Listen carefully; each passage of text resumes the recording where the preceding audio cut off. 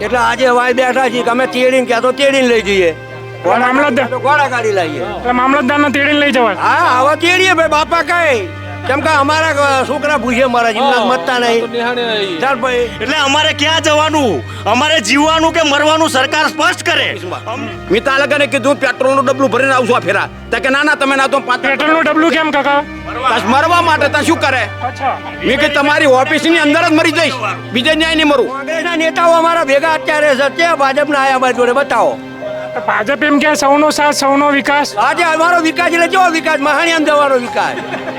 તમે સમજતા નહીં યાર, એમનો અવરો શબ્દ વાપરો છો તમે, હવરું સમજો છો પણ અવરું યાદ છે. પાણી જાય એવું કરી આપો, નહીં તો અમે બધા અહીં બેસી રહીશું. અમારા ડોહાને અહીં બોલાવીશું, છોકરાને અહીં બોલાવી લઈશું. ડોહા નથી આવ્યા? ના, ડોહા ઘેર બીમાર છે, દવા કેવી રીતે કરવી? 15 કિલોમીટર ત્યાંથી ગામથી અમારું થાય, આમ ફરીને આવીએ તો 20 કિલોમીટર થઈ જાય. 20 કિલોમીટર તમે અહીંયા આવ્યા અને પેલા 20 સીડીઓ નથી ઉતરી શકતા? 20 સીડીઓ ઉતરવાનો ટાઈમ નથી. ગામના લોકોને ત્યાં બોલાવે છે, કેમ કે કદાચ એમના પગ બગડી જતા હશે એવું લાગે છે સાહેબના, અને એ ગામના લોકોની જિંદગી બગડી જાય છે, એનો કોઈ જ એવી નથી.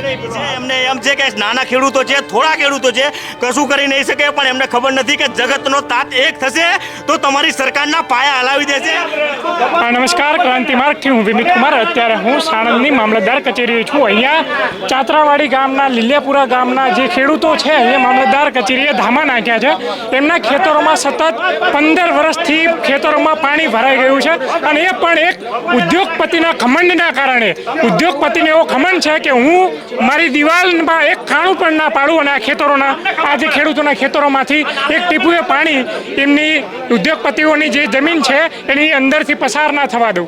જે કુદરતી વહેણ હતો, જે ખેડૂતોનો જે ખેતરોમાંથી પસાર થતો હતો, એ વહેણને રોકવાનું કામ આ ઉદ્યોગપતિએ એક દિવાલ બનાવી દીધી, અને સતત 15 વર્ષથી આ તમામ ખેડૂતોના ખેતરોમાં પાણી ભરાય છે. ખેડૂતો 15 વર્ષથી અધિકારીઓ પાસે ન્યાયની અપીલ કરે છે, એ પછી નેતાઓ પાસે જાય છે, ન્યાયાલય પાસે જાય છે. તમામ જગ્યાએથી આ ખેડૂતોને હાથમાં નિરાશા આવે છે, ખેડૂતોની આંખમાં આંસુ આવે છે, તેમ છતાં આ જાડી ચામડીનું તંત્ર સાંભળવા માટે તૈયાર નથી. તો વારંવાર રજૂઆતો કરીએ છીએ, તેમ છતાં કોઈ જાતનું નિરાકરણ ના આવ્યું. અને તે અમે નામદાર, અમને એવું લાગી રહ્યું છે કે અમને તો ન્યાય મળવાનો નથી, કારણ કે હવે તો અમે જે સકંજો કરીને નીકળ્યા છીએ ઘરેથી કે ભાઈ જ્યાં સુધી ન્યાય નહીં મળે ત્યાં સુધી અહીંયા જ રહેવાનું છે.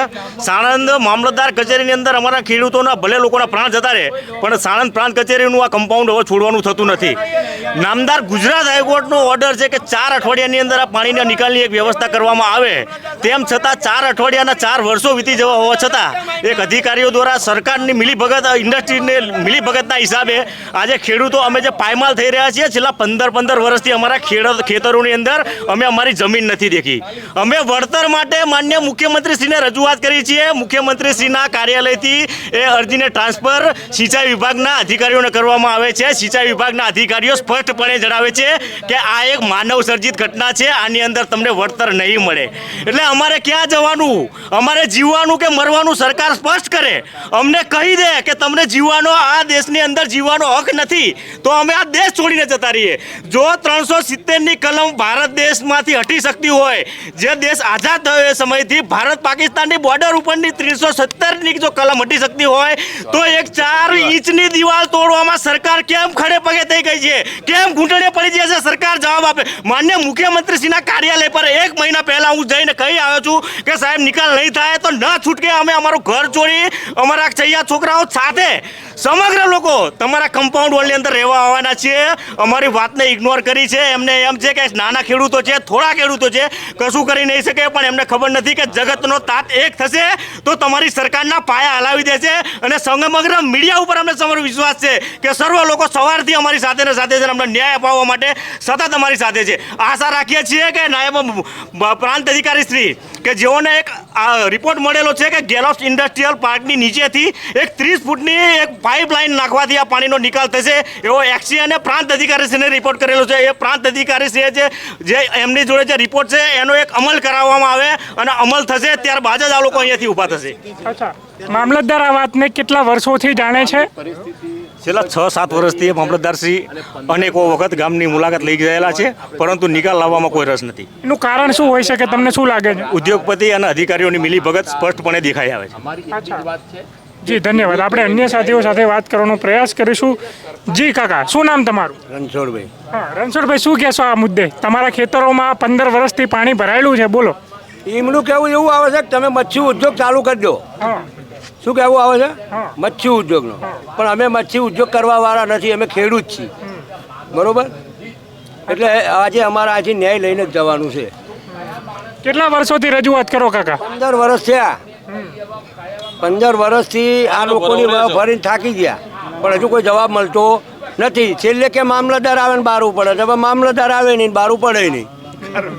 બરોબર, એટલે આજે વાય બેઠા છીએ કે અમે તેડીને ક્યાં તો તેડીને લઈ જઈએ, મામલતદાર તો ઘોડા ગાડી લઈએ. એટલે મામલતદારને તેડીને લઈ જવાય? હા, હવે તેડીએ ભાઈ, બાપા કઈ કેમ કે અમારા છોકરા ભૂસે મારા જીમના મતતા નહીં. ચાલ ભાઈ, અમે લઈ જઈએ ભાઈ, ખબર બે બીજું શું થાય.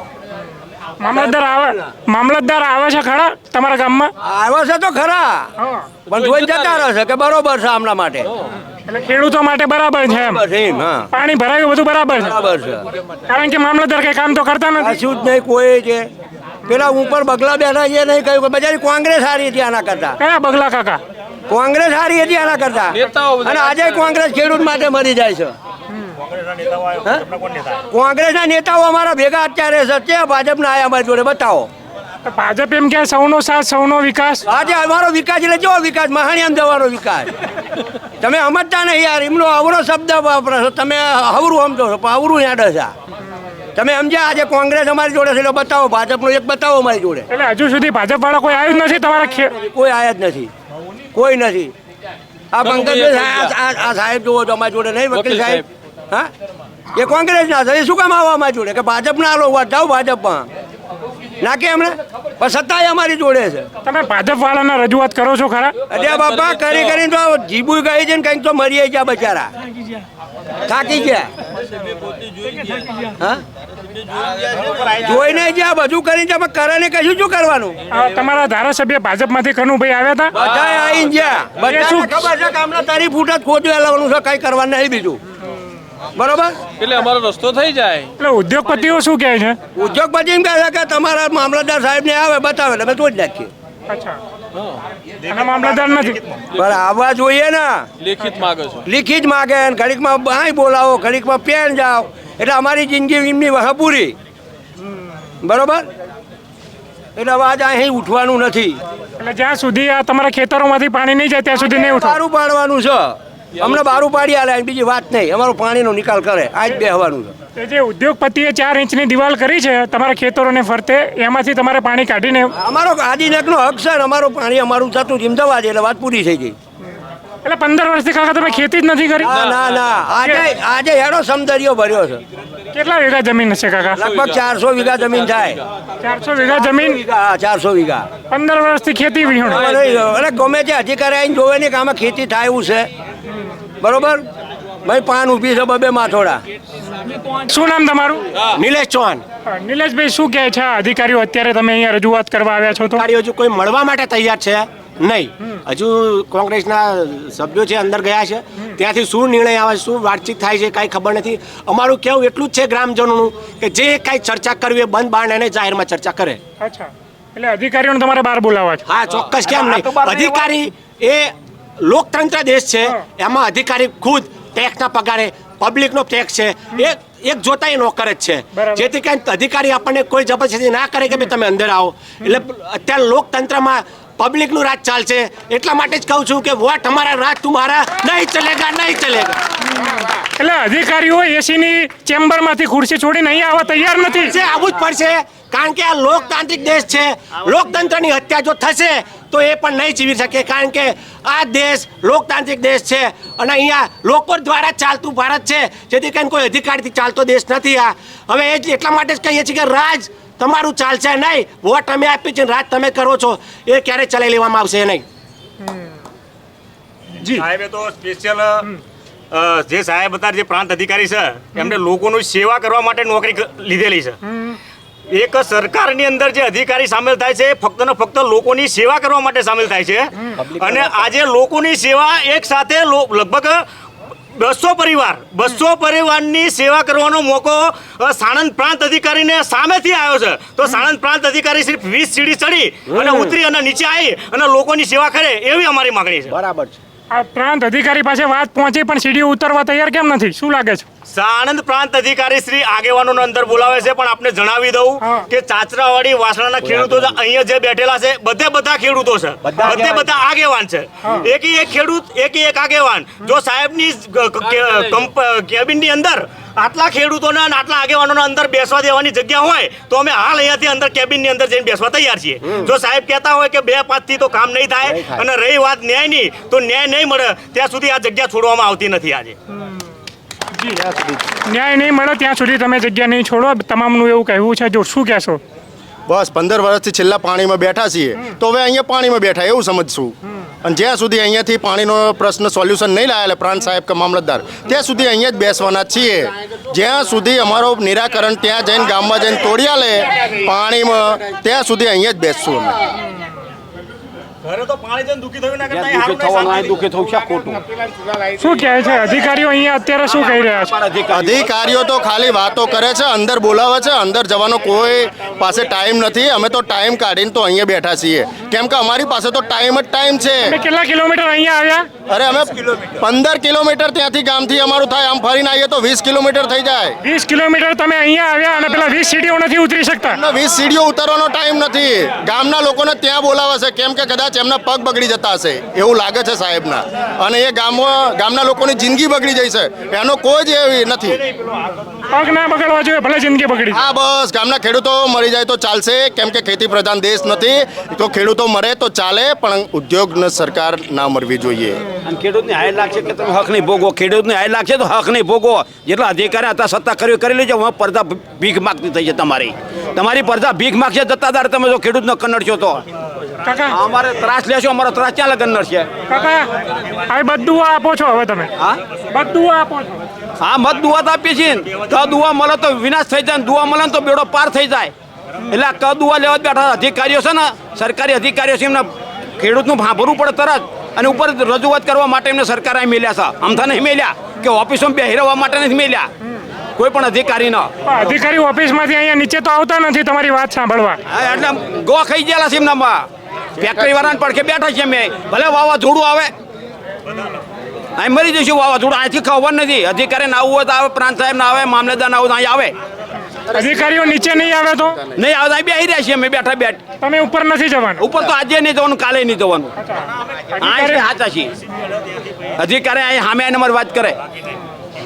પેલા મામલેદાર હતા એ તો અહીં કે હું 8 દાડામાં નિકલ કરી દઉં છું. પ્રાંત સાહેબ પેલા તો કે હું 5 દાડામાં રિકાર્ડ કરું છું. એ 5 દાડામાં બોલે 6 મહિના રહીને આવી જા. કાકા તમામ અધિકારીઓ એવું કહે છે કે અમે તો નવા છીએ, અમે તો જાણતા નથી. બોલો. તારા અહીંયા કે છે નવા પર પેલા 2-3 વર્ષ પેલા મામલેદાર પટેલ સાહેબ રહી ગયા. 3 દાડા હું આવ્યા હતો ઓફિસમાં. મેં તાલકાને કીધું પેટ્રોલનું ડબલું ભરીને આવશું આ ફેરા. તો કે ના તમે ના તો 5 પેટ્રોલનું ડબલું કેમ કાકા? મરવા માટે તા શું કરે? મેં કે તમારી ઓફિસની અંદર જ મરી જઈશ, બીજે ન્યાય નહીં મરું. ના ના તમે તો 5મા દાડે બીજા દાડા આ જોવા આવીને જોઈ અને કે હું તમને પમદાડે પેલા દાડે અહીં બારું પાડી આલું છું. એથી બાજુ બધું જોવા જમે ના થશે એ પાણી અહીં આવવાનું છે ગમે એમ જોશો તો તમે. અને સરકાર કે સાબરમતી આ પાણી અહીંથી પાણી સડાયેલા મામલેદાર કચેરી ઉપર તો સાબરમતી પાણી જાય પાછું. એટલે એમનું એવું કેવું છે કે તમારા ખેતરોમાંથી જે પાણી છે સાબરમતી નદીમાં નાખીશું. હા, અહીંથી પાણી સડી જાય, સડી જાય તો ખબર પડે. એ નર નાખે એટલે સાબરમતી પાણી બધું અહીં પાછું આવે. આમ આગળ જવાનું બંધ થઈ જાય આગળના ગામડાઓમાં. આવો વિચાર કોને આવ્યો તમારા ખેતરોમાંથી સાબરમતીમાં જશે પાણી? મામલેદારના. અને તમારા ખેતરોથી સાબરમતી કેટલી ઊંચી હશે? 500 ફૂટ ઊંચી. હા, આમ 500 ફૂટ ઊંચી. સાબરમતી ઓછામાં ઓછી. એટલે એવી ટેકનોલોજી લાવશે 500 ફૂટ ઊંચું પાણી ચડાવશે ખેતરોમાંથી કાઢવા માટે. ભણેલા અધિકારીને એવું હોય ને, એન્જિનિયર એ કહેશે ભાઈ મુકેશભાઈ હું ભણેલો નહીં પણ તું આમ લાઈન માપી દો તાની તર્યું તે આના કરતાં 500 ફૂટ અધર છે. પાણી ક્યાં જાય? મોભારે પાણી પડે નેવાય આવે કે નેવાનું પાણી મોભારે જાય પાછું. જી બેન, શું નામ આપનું? સવિતાબેન. સવિતાબેન બોલો, શું પ્રશ્ન છે? પ્રશ્ન પાણીનો. કેટલા વર્ષથી 15 થી 16 વર્ષથી આ પોઝિશન છે અમારી. ખેતરોમાં પાણી ભરાય. આ પાણી ભરાઈ જાય. 500-600 વીઘા જમીન એમને એમ પડી રહેશે. હવે ખેડૂતો કરે શું? એટલે આમાં આગળ એમની રીતે કરતા હોય કે આ કરશું વોટ લઈને જતા રહેવાનું. કનુભાઈ પોતે આવી અને અમને આશ્વાસન આપી ગયા હતા. કનુભાઈ ધારાસભ્ય હા, પોતે આવ્યા હતા અમારા ત્યાં અને એમને કીધું હતું કે હું તમને આનો નિકાલ કરી આપીશ. તો એનો નિકાલ હજુ સુધી થયો નહીં. બેન, કેટલા વર્ષોથી તમારા ખેતરમાં પાણી ભરાય? 15-16 વર્ષથી આ પોઝિશન છે. એટલે પાણીનો નિકાલ થયો જ નહીં. એટલે જમીન હોવા છતાં તમે ખેડી નથી શકતા? હા, ના, બિલકુલ નહીં. હવે આવીને જોઈ જવાનું, પણ જોઈને એનો નિકાલ તો જોઈએ ને. એટલે આજે અમે અહીંથી જવાના નથી. એટલે 15 વર્ષથી 1 રૂપિયાની આવક નથી? ના, આવક કશું જ નહીં. ફેક્ટરીમાં જઈએ છીએ. પોતાના ખેતર હોવા છતાં તમે ફેક્ટરીમાં નોકરી કરવા જાઓ? જઈએ છીએ અને અંદર પાણી અંદરથી ફેક્ટરીમાં પાણીમાં જ જવાનું. આજો પગ કોવાઈ બધા. એટલે અમને આનો નિકાલ જોઈએ. નહીં આવે તો અહીંથી અમે હટવાના નહીં. એટલે પાણીનો જો નિકાલ નહીં કરે તો તમે અહીંયાથી મામલતદાર કચેરીથી હટવાના નથી? બિલકુલ નહીં. અહીં હટવાના નહીં. અમે અમારું બધું જ છોડીને અહીં બેસી ગયા છીએ. છોકરાને એવો ટાઈમ થશે તો છોકરાને વહુઓ અહીંયા આવી જશે.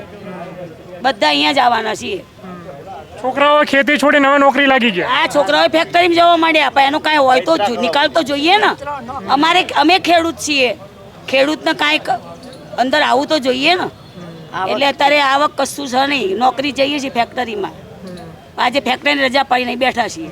તો બેન, તમને વળતર આપે છે આ સરકાર કે ભાઈ તમારા ખેતરોમાં પાણી ભરાવી લો આ દર મહિને આટલા? શું આ બધા ના આપે? બધા જે લઈ લે. કશું વળતર કશું મળતું જ નહીં. એની જમીન હોય તો આવે ને વળતર અંદર. એટલે આનો નિકાલ જોઈએ. જી બેન, શું કહો છો? ખેતરોમાં પાણી ભરાય એટલે ગામમાં પાણી આવવાનું જ છે. તો ગામમાં જ કેવી રીતે બાળકોને ખવડાવવું કે અમારે રાંધવું, શું કરવું? એ રોડ રસ્તા બધા નહીં સારા, તો કેવી રીતનું કરવું? તો આનો નિકાલ તો કંઈક તો જોઈએ ને. કેટલા 14 વર્ષથી આ એની પાછળ ફરજ. તો કેવી રીતે કરવું? સરકારને તો કંઈક ધ્યાનમાં ધરવું જોઈએ ને. ખેડૂતોને શું કરવાનું? 2000 રૂપિયા હાલતા તો 2000માં પૂરું થાય ખરું? અત્યારે ખર્ચો કેટલો? તો પછી આમાં સરકાર માન્ય આ અમારું સમાધાન જોઈએ અને સારું કરી આલો. પાણી જાય એવું કરી આપો. નહીં તો અમે બધા અહીં બેસી રહીશું. અમારા ડોહાને અહીં બોલાવીશું, છોકરાને અહીં બોલાવી લઈશું. ડોહા નથી આવ્યા? ના, ડોહા ઘેર બીમાર છે. દવા કેવી રીતે કરવી તારો? પણ ડોહા છોકરાને બધાને જ બોલાવવા પડે મારે.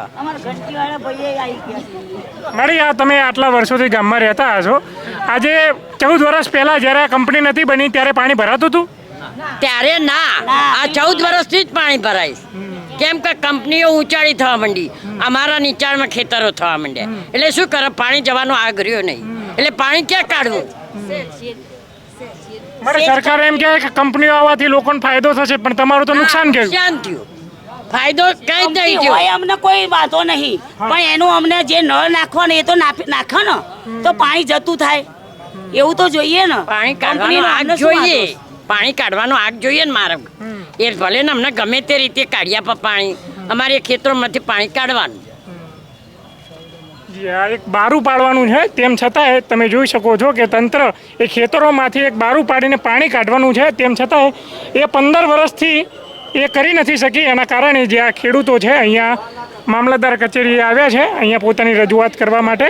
અને તેઓ નિશ્ચય લઈને આવે છે કે જ્યાં સુધી એમના ખેતરોમાંથી પાણી નીકળશે નહીં ત્યાં સુધી તેઓ અહીંયા જ રહેશે.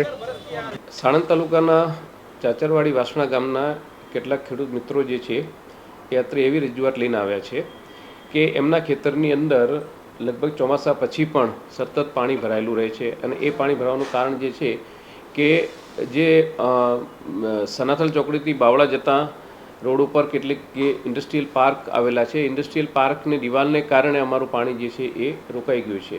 તો એને દૂર કરવા માટે આજે લોકો આવેલા હતા.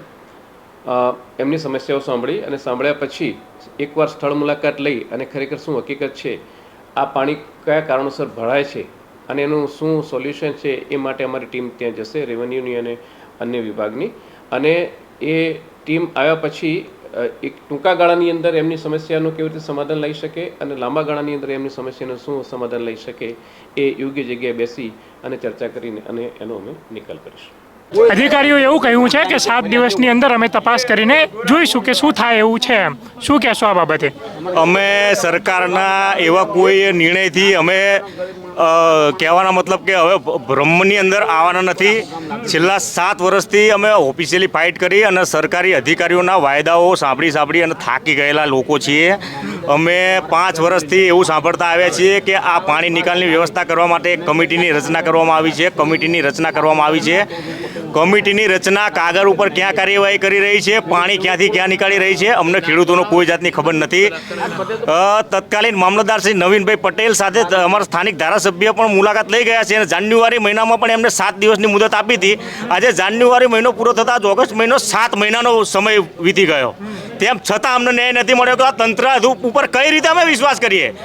જો ધારાસભ્ય લેવલના માણસનું સ્થાનક મામલતદાર ના સાંભળતા હોય તો અમારા ખેડૂતોનું ક્યાં સાંભળવાના છે? અમે ઘરે જતા રહીશું તો કાલે આ લોકો અમારા ફોને નહીં ઉપાડે અને ચાચરાવાડી વાસણા તરફ આગે કૂચાઈ પણ નહીં કરે. બોલો, હું તમને ગેરંટી મારીને આપું. એટલે અમને સંપૂર્ણ વિશ્વાસ છે કે આ લોકો અમને ન્યાય નથી આપવાના અને અમને એટલો પણ વિશ્વાસ છે, અમને જરા પણ વિશ્વાસ નથી કે અમને ન્યાય મળશે. 110%ની વાત છે કે જ્યાં સુધી અમે આ સ્થળ નહીં છોડીએ અને અહીંના અહીં રોકાઈશું ત્યાં સુધી આ લોકો અમને ન્યાય નહીં આપે. અધિકારીઓનું કહેવું છે કે આ 15 વર્ષ તો રાહ જોયો, બીજા 5-7 દિવસ રાહ નહીં જોઈ શકો તમે? આવું તો અમે દરેક અધિકારીના મોઢે સાંભળીએ છીએ. અમે મુખ્યમંત્રી કાર્યાલયની અંદર રજૂઆત કરવા જઈએ તો ત્યાં મુખ્યમંત્રી સાહેબના પીએ પણ એવું કહે છે કે 15 વર્ષથી હેરાન છો. તો એવું સાંભળી તો 5 વર્ષ નીકળી ગયા. 15 વર્ષનું જે અમે 10 વર્ષનું બોલતા હતા એની જગ્યાએ 15 વર્ષ થયા. 7 વર્ષની જ્યારે પાણી ભરાતું હતું ત્યારથી ફાઇટ કરે છે. 7 થી 15 તો તમે 7 વર્ષથી જ નીકળ્યો તો બીજા 15 વર્ષનો આંકડો જ નતો પહોંચવાનો. એટલે અધિકારીઓ જે વાયદા વચનો આપ્યા છે 7 દિવસના, એને ઉપર તમને ભરોસો નથી? તંત્રના એક પણ અધિકારી ઉપર અમને જરા પણ રતિભાર વિશ્વાસ નથી અને જ્યાં સુધી પાણી નિકાલની વ્યવસ્થા કરવામાં નહીં આવે ત્યાં સુધી આ સમગ્ર ખેડૂતો અહીંયા રોકાવાના છે.